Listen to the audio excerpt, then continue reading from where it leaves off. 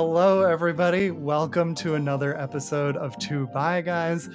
I'm always excited for every episode, but I'm especially excited to see my friend again. He was here last season. He's back again and he wrote a book. He is the founder of the support site Not Defining, a space for anyone struggling with their sexuality, gender, or identity. He is an ICF certified integrative coach and LGBTQ plus mentor. He uses he or they pronouns, so I'm using he, but he also uses they. And he is now the author of a new book titled Fluid, a guide for people with fluid sexuality. Welcome back to Two Bi Guys, Mark Cusack. Hello. Thank you so much, Rob. And the excitement is all mine. Thank you so much for having me back. I enjoyed it so much the first time. I just had to come back and chat with you again. Good. I'm glad. I love when we have two bi guys here, two fluid guys. It's always lovely to have repeat guests, and we already know everything about you. I mean, we know as much as we could know from 90 minutes. So now we get to just chat and also hear a ton about your new book, which I read much of and gave an endorsement of, and it's lovely. So I'm excited to get into it. How have you been since I saw you last? What's new? Yeah, and thank you so much. I was really excited to send you a little sneak peek of our book, being such an amazing voice, for our community. And thank you so much for taking a look and endorsing it. I felt very honored. Um, but it's You're welcome. been very, very busy since we last spoke. Not least because I've had this new book kind of being announced, but also I have been doing lots of things, working on my YouTube, Not Defining, and my Instagram, and building my kind of my community and things. And I've also moved from Dublin, Ireland, to Liverpool, and I've been settling Oh. in there. So yeah, life is good. Oh, lovely. I only know Liverpool from that song, In Me Liverpool Home. Do you know that song? Yeah, we used to sing it at summer camp. Is that a song that you know of there? I actually have never heard of that song. Maybe it's like an old, thing from American people who came from there. I don't know, but Maybe. I'm fresh off the boat. I'm new in Liverpool, so I have Okay. much to learn. If you come across that song, let me know. In Me Liverpool Home, we speak with an accent exceedingly rare. If you want a cathedral, we've got one to spare. Uh, This is Went amazing. under I forget all the words. In Me Liverpool Home. I'll What send you. summer camp did you go to, Rob? This is amazing. Camp Walt Whitman, and they never Sounds brought up that he was bisexual. They named the camp after him, and we never heard anything about his queerness until I left the camp. Anyway, Oh, wow. but somebody named it after him, so somebody liked him for some reason, and Somebody was yeah, by. somebody was by and was invisible to me, but That's so, as always happens. yeah, so typical. All right, well, cool. Let me know if you come across that song. Congrats on the move and on all the stuff you're doing. As we were just talking about beforehand, we're in very similar spaces, kind of coming at it in different ways. You're more on YouTube, I'm more the podcast, but we're converging and learning from each other. And now we've both written books. So tell us about like how this book came about and what it was like working on it. Sure. And yeah, I was very pleased because, of course, this is the second most fabulous new book on the kind of topic of bi multisexuality. Obviously, the first being yours. Thank you. Um, Thank you. and um, yeah, it was so strange how it happened because, as content creators, we might do a podcast, we might do YouTube, we might do this or that, but really what we're trying to do is just give visibility to our identity and our community in any way that we can when people will kind of listen to us, right? And Mm-hmm. so I've done various things like very, very short form content, like TikTok and Twitter and X and threads and all of that kind of stuff up to the kind of longer form content that where people can get more detail. But I always wanted to kind of like put all of that, like everything that I know, into one place. And Mm. so I was absolutely delighted to be able to write this book. And I was really, really lucky that JKP Publishers, who are a fantastic LGBT publisher, um, kind of helped me to make that happen. And I wanted to write about the topic of fluid sexuality, because really there's not been any guidebook written about this topic. I realized, oh my gosh, Yeah. it doesn't exist. Yeah. And so, yeah, I was just really keen to make it Cool. happen. Cool. I'm so glad you did, and I'm so glad we have a book like titled Fluid, because you know we're all on this similar mission of like multi-gender, multi-spectrum attraction, pansexuality, bisexuality, queerness, fluidity. And fluid was a word that I connected with initially a ton, even more than the word bi, which I now love. But like fluid was the one that brought me in, I think. And the discussion group I started going to that allowed me to come out, which was by request, it has bi in the name, but the subtitle of that discussion group was always like, for anyone with fluid, multi-spectrum, or questioning identities. Ooh. And it was so much more broad. And the fluid part of it was like, okay, I don't need to know if I'm bi specifically to start to have these conversations. Like, I know that I'm fluid, at least. Like, I don't know what I am, but I know I'm that. And that led me down this road. And actually your book and your whole mission is a little bit like, fluid is a thing, is its own thing. Like, and so tell me, like, what does the word fluid mean to you, and what is fluid sexuality? I'm so interested to hear that experience from you, because that's really my experience as well.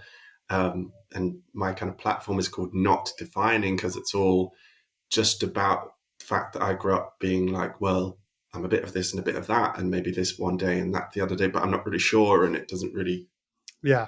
have to fit in one box. So that's really fluidity, isn't it? So um, Right. I kind of spent most of the beginning of the book, obviously, just kind of like setting out like, what is fluid sexuality? What do we mean when we say this? And so really, it's a kind of something that is between definitions, and that's kind of what makes it so tricky to understand. But essentially, the way I see it, and of course, my definition in my whole book is just one idea about fluidity. But the way that I see it is that pretty much everyone who has attraction has some fluidity in their attraction, right? Because even if you're monosexual, even if you're straight or gay or what have you, we all like different things at different times, right? We might Mhm. like tall people, small people, large people. We might be romantically attracted to like one particular person at one time, and then later on in life, it kind of changes, or our kind of sexuality and things changes. So we all actually are fluid in our attraction, full stop. Yeah. It's just that we've decided in society that gender is this really, really finite, important factor in attraction that Mm. we have to codify and make our identity. So if it so happens that gender is one of the things that can be quite fluid for you, among all the other things, then that's different. And so we have to have a word for it, whereas it's not really different. And so fluidity for me is really, I think, any significant change that you feel is important to you in terms of I want to communicate that in your attraction. So that might be, okay, I'm attracted to different genders and it changes or shifts or evolves. but it might also be types of people, but it just really means any type of significant change or shift in your attractions. That's it. Yeah. Cool. You're really speaking my language. I mean, I know we've crossed paths and talked about this stuff before, but it's like, I mean, I just keep coming back to this idea that society boils down relationships based on gender, and that always ends up being how we define our sexuality and our identity. And it's like, okay, fine. Like to some extent, I get it because straightness is so pervasive. It's like but like there's so many different spectrums of things. And once you break the gender barrier and you realize your fluidity there, you start to notice it in all these other ways too. And straight people are doing that too. Straight people are fluid Yeah. in their sexuality, maybe not related to gender, but in so many other things. And yet we never talk about that fluidity, or it's accepted for other things but not for gender. So it's really like it makes sense. I loved what you said, that fluidity is like something that's between definitions. And when you really think about it, to me, everything is between definitions. Like a word or a label or any definition is an attempt to group something so that we as humans can process it and understand it and categorize. But actually, the truth of the universe is that all of those definitions are fake things we're creating to understand the world. And the truth is just it exists, it is fluid, it's always between definitions. There, you can't fully ever define an experience. That's how I feel. What do you think? I mean, that is just it. That is absolutely it. We've come to the truth of the universe. We're only a We little figured way it out. into our Okay. chat. We figured it out. We're done. Absolutely. Good What talk. Okay, happened bye. here? Let the record reflect that Mark and Rob found out We the truth. cracked it. But it kind of is, because you hit the nail on the head. Everything in this world, everything on this earth, in this universe is a spectrum, is fluid.